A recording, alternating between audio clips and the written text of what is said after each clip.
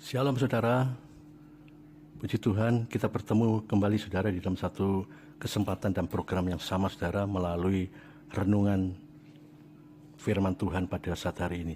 Saudara, sesungguhnya saudara banyak hal itu yang bisa kita lakukan itu apa? Untuk menyenangkan hati Tuhan. Banyak hal yang bisa kita kerjakan untuk apa? Bisa hidup kita berdampak di hadapan Tuhan. Dan salah satunya saudara, kata bersyukur. Nah, kenapa saya berkata demikian? Tegas saudara di dalam Mazmur 50 ayat 23 dikatakan, siapa yang mempersembahkan syukur sebagai kurban, ia memuliakan aku. Siapa yang mempersembahkan syukur sebagai kurban, ia memuliakan aku. Bukan siapa yang mempersembahkan kata-kata makian, hujatan, ngomel, menggerutu, memuliakan Tuhan. Tetapi setiap pujian yang keluar dari mulut kita, yang keluar dari hati kita. Dan itulah yang memuliakan nama Tuhan. Artinya saudara ya, sebagai orang yang percaya kepada Kristus, yang Tuhan inginkan apa? Kita selalu bersyukur dan bersyukur di dalam hal apapun juga. Di dalam hal masalah apapun yang kita hadapi, persoalan apapun yang mendera kita. Satu hal yang kita lakukan, kata bersyukur. Dan itulah yang memuliakan nama Tuhan. Itu sebabnya saudara tidak aneh saudara ya.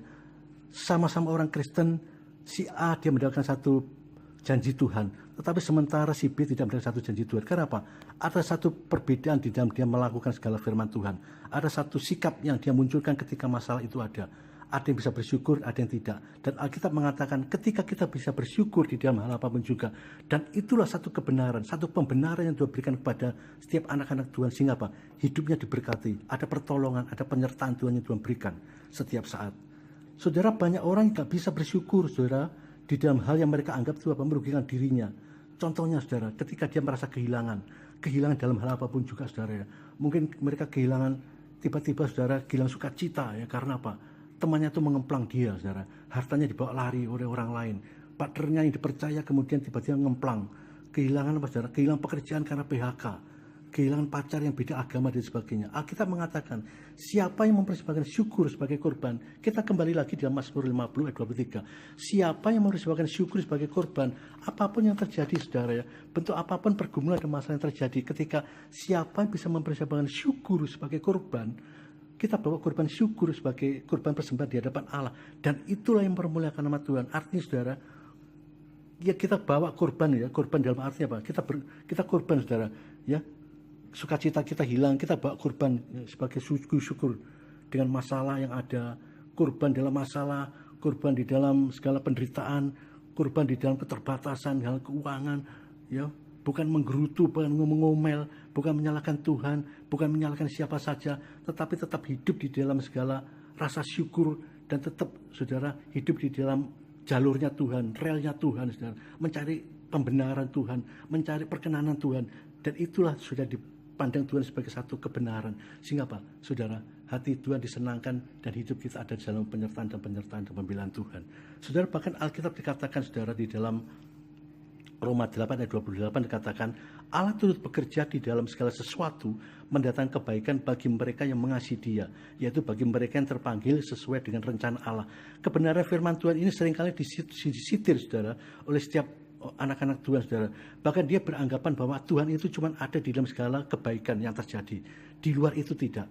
Saudara, salah saudara. Kalau kita bisa memiliki satu paradigma pemikiran seperti itu, artinya saudara, ketika ada dalam masalah, kita tidak ada satu pertolongan Tuhan saudara. Yang terjadi saudara, Alkitab mengatakan, Roma 8 ayat 28 katakan, Allah turut bekerja di dalam segala sesuatu. Artinya di dalam masalah, di dalam kebaikan, dan Tuhan ada di tempat itu. Cuma yang menjadi persoalannya saudara ya, dikatakan apa? Apakah saudara mengasihi Dia? Saudara, Tuhan akan berada di dalam setiap persoalan kita. Kalau kita mengasihi Dia, kebaikan itu akan kita terima ya, bagi Dia mengasihi Dia ya, yaitu bagi mereka yang terpanggil sesuai dengan rencana Allah. Artinya saudara ya, Allah saudara, Tuhan itu akan ada bersama kita.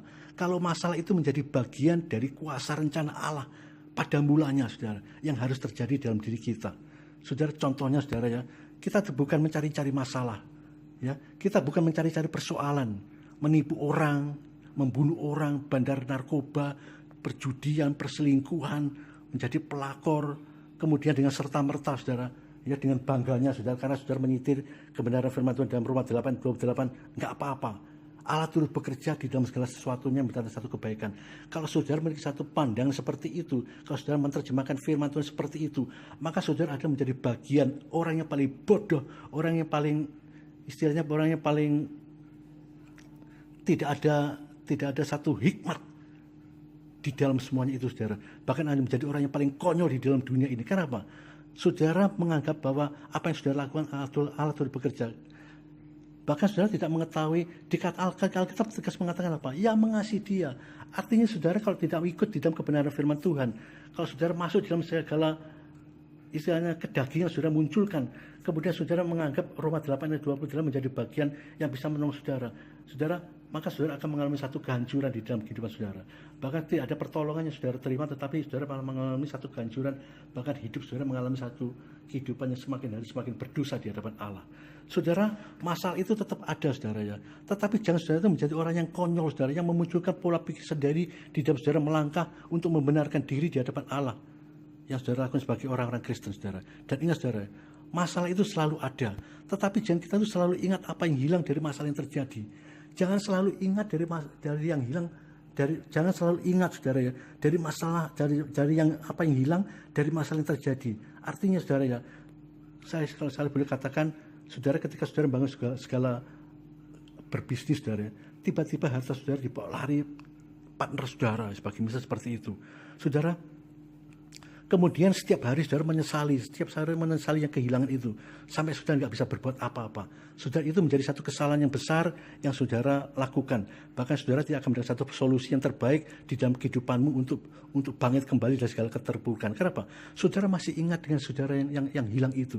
Dan Alkitab mengatakan, saudara, ingatlah apa yang masih tersisa dari masalah itu, saudara, yang kita miliki.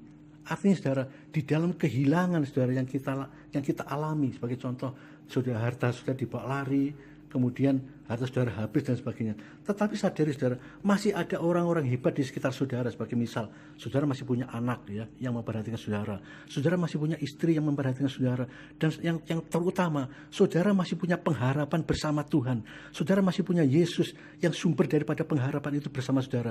Dan Alkitab mengatakan pengharapan kita bersama Yesus adalah pengharapan yang tidak pernah hilang, bahkan pengharapan yang tidak pernah sia-sia. Dan itu yang harus saudara tanamkan di dalam pikiran saudara. Jangan selalu ingat apa yang hilang, saudara. Jangan selalu ingat apa yang sudah nggak ada di dalam hidupmu. Tetapi ingatlah kebaikan Tuhan. Ingatlah ada satu pengharapan bersama Yesus di dalam kita melangkah, saudara. Dan itu yang harus kita munculkan. Saudara, memang secara daging saudara sakit ya. Orang kehilangan apapun juga pasti sakit, saudara. Nggak mungkin, saudara, kemudian saudara tertawa-tawa, aku kehilangan dan sebagainya. Dan saudara bangga dengan kehilangan itu. Saudara, saya akan tidak menjumpai orang yang dapat melakukan seperti itu, saudara. Tetapi merasa kehilangan. Tetapi yang menjadi dasar di dalam perbedaan antara orang percaya kepada Tuhan. Ketika saudara merasa kehilangan, ketika saudara punya Yesus, punya pengharapan yang tetap ada di dalam saudara itu, saudara. Maka saudara tetap berkata bahwa Yesus tetap Allah yang baik, Allah yang sanggup membela saya dan sebagainya. Seperti itu yang kita munculkan. Saudara, ada satu ungkapan ya dari bahasa Jawa, saudara. Itu seringkali, saudara, kalau kita perhatikan, saudara, dia mengalami satu kejadian, mungkin ya sepeda motornya tahu-tahu ditubruk orang, saudara, kemudian dia terjatuh dan sebagainya. Kemudian yang muncul apa? Selamat, aku tidak sampai seperti ini. Selamat, aku tidak sampai parah. Selamat yang diucapkan seperti itu. Saudara, itu kata-kata, saudara, itu kata-kata syukur, kata-kata pengharapan yang sesungguhnya, saudara, walaupun dia mengalami masalah, tetapi ada satu ucapan, ada satu ungkapan yang dia munculkan. Sama halnya kita, saudara, kalau kita menghadapi persoalan dan masalah yang kita alami, jangan kita tuh terpaku dengan masalah yang ada, jangan kita tuh terpaku dengan yang hilang itu, saudara. Setiap saat kita pikirkan, setiap saat kita istilahnya kita bawa dalam satu kehidupan yang berlarut-larut sampai saudara susah makan, susah tidur, terus nggak ada damai sejahtera, nggak ada sukacita, memikirkan hal seperti itu setiap saat, saudara. Saudara, kalau saudara memikirkan hal seperti itu, bagaimana saudara dapat bisa berdoa? Bagaimana saudara dapat bisa ada satu pengharapan yang saudara munculkan di dalam semuanya itu? Bukankah Alkitab juga mengatakan tegas, saudara, di dalam Mazmur 71 ayat 5, sudah baca, saudara? Karena Engkaulah harapanku ya Tuhan. Karena Engkaulah harapanku ya Tuhan. Itu membuktikan apa, saudara? Hanya Yesus pengharapan kita satu-satunya yang harus kita responi, saudara. Karena Engkau harapanku ya Tuhan, kepercayaanku sejak muda ya Allah, kepercayaanku sejak muda ya Allah.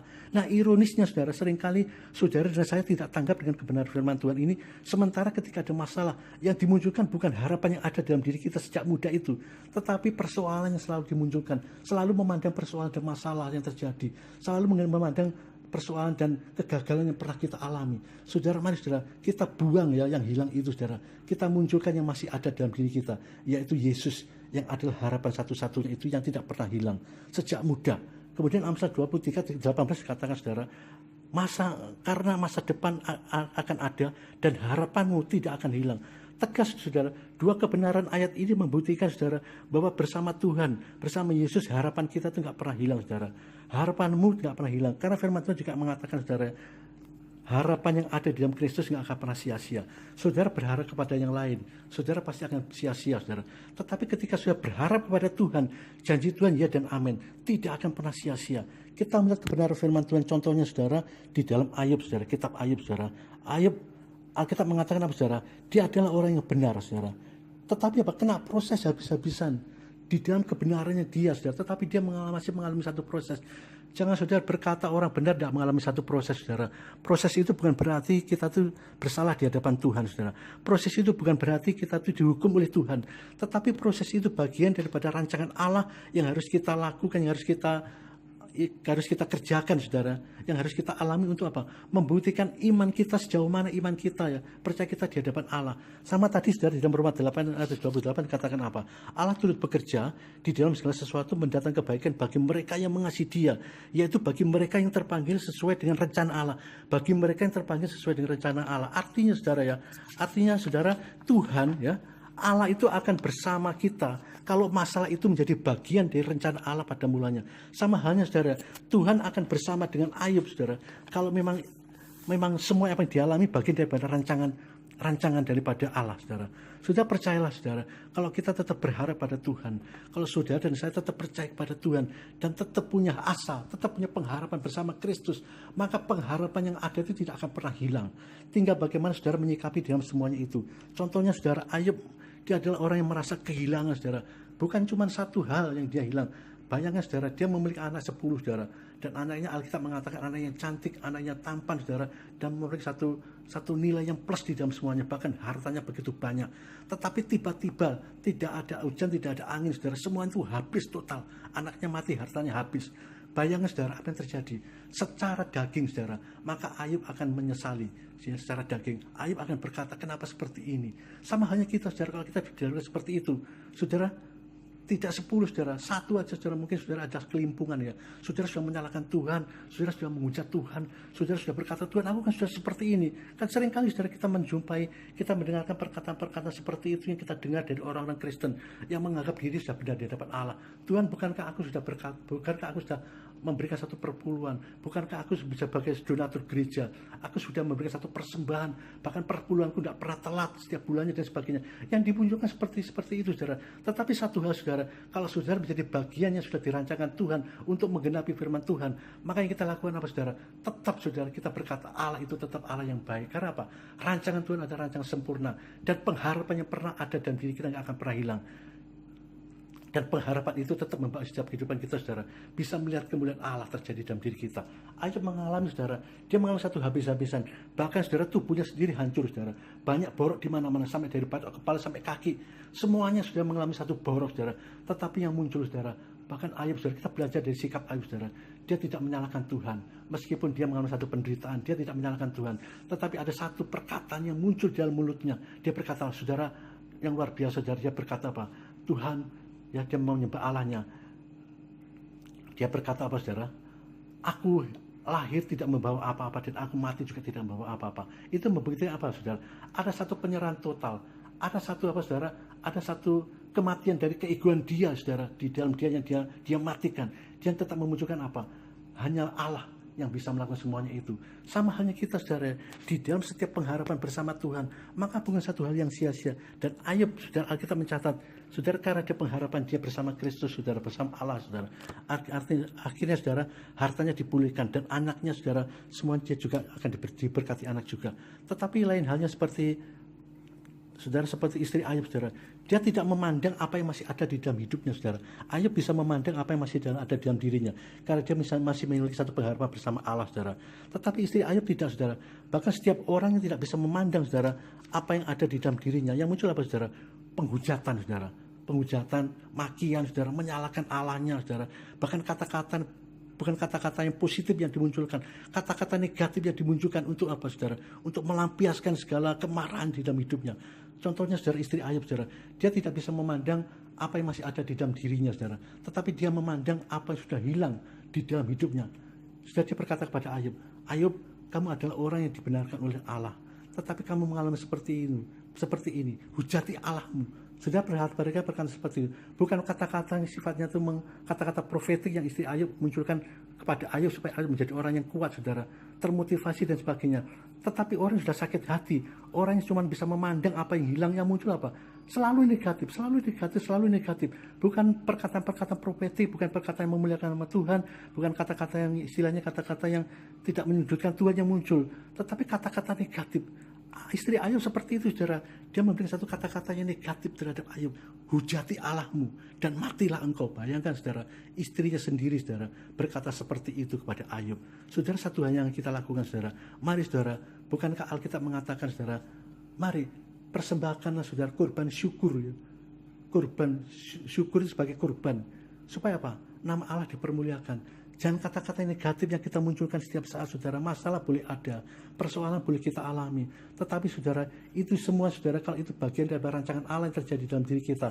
Ada satu pembelaan Tuhan yang Tuhan berikan, saudara. Tinggal bagaimana kita menyikapi semuanya itu. Kalau kita tetap hidup dalam mengasihi Tuhan, Alkitab mencatat, saudara, Jam Roma 8:28, Allah turut bekerja di dalam segala sesuatu menjadi satu kebaikan bagi mereka yang mengasihi Dia. Saudara, yang kita lakukan kalau kita tetap mengasihi Tuhan, kalau kita sebagai orang yang mengasihi Tuhan, apapun bentuk persoalan yang kita alami, apapun bentuk pergumulan yang kita terjadi di dalam diri kita, yang kita alami, saudara, mari nantikan janji Allah, saudara. Kalau kita bagian daripada orang yang mengasihi Tuhan, Allah turut bekerja di dalam hal apapun juga, saudara. Percaya, saudara, kebenaran firman Tuhan akan terjadi pada setiap kita pada saat hari ini. Jangan kita merasa, saudara, tetap mengingat-ingat apa yang hilang, saudara. Ingatlah, saudara, masih ada Yesus, masih adalah pengharapan, masih ada pengharapan dalam hidup kita yang daripada mulanya nggak pernah hilang, saudara. Dan itu harus kita munculkan setiap saat. Siapa pengharapan itu? Hanya Yesus, hanya Tuhan, satu-satunya Allah. Yang pengharapan itu, saudara, dan pengharapan bersama Tuhan tidak akan pernah hilang. Dan pengharapan bersama Kristus tidak akan pernah sia-sia. Terpujilah nama Tuhan, kiranya renungan firman Tuhan pada saat hari ini memberkati setiap kita. Shalom.